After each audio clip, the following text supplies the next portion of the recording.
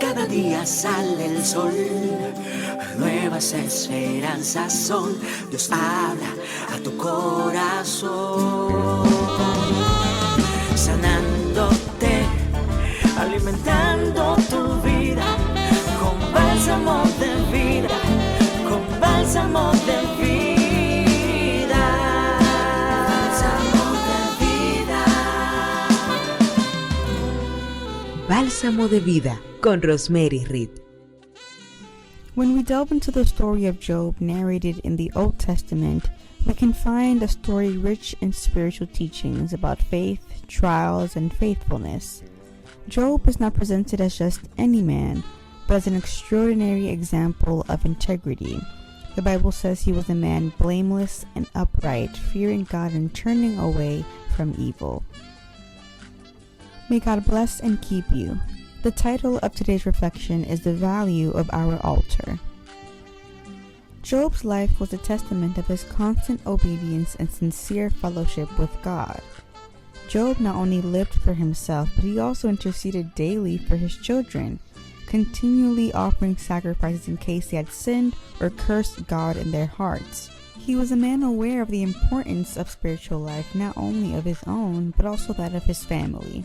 And he didn't rely solely on his material possessions to feel secure or blessed, but his true trust was placed in the Lord. Now in the first chapter of Job, we see a conversation between God and Satan. And in this conversation, Satan suggests that Job's devotion is not genuine, that his faith is self-interested, and that he only serves God because he has been abundantly blessed. In other words, Satan says Job is not faithful out of love, but out of convenience. He adds that God has placed a wall of protection around Job, preventing him from being touched by evil. In response to this, God allows Satan to test Job, but with limits. The first thing Satan decides to attack is not Job's health or his family. He doesn't harm him physically or subject him to illness. His first target is Job's material possessions, specifically his livestock.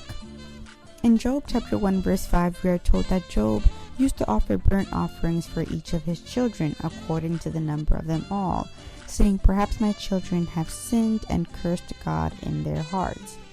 That is to say, Job not only had livestock as a part of his wealth, but his livestock was the instrument through which he offered sacrifices to God. The enemy, knowing this, understood that as long as Job had the ability to offer sacrifices, his connection with God would remain strong. He understood that Job's true power was not in his possessions, nor even in his family, but in his altar.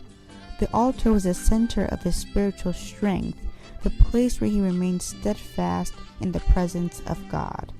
Therefore, if he wanted to weaken Job, he would not start with the body. He had to start with the spirit. And to extinguish Job's spiritual fire, the first thing he had to do was put out the altar. And how does he do this? By eliminating the resources Job used to keep it burning, his livestock. This teaches us a powerful lesson. The enemy knows the value of our altar more than we sometimes understand. He knows that as long as we keep our life of prayer, worship, and daily surrender to God, we will be surrounded by a spiritual fence. This is why his strategy remains the same. He first seeks to touch what sustains our spiritual life. He doesn't start by destroying what is most visible, but what ultimately is most vital. So be alert. Our adversary knows the value of our altar. Do not allow it to be extinguished.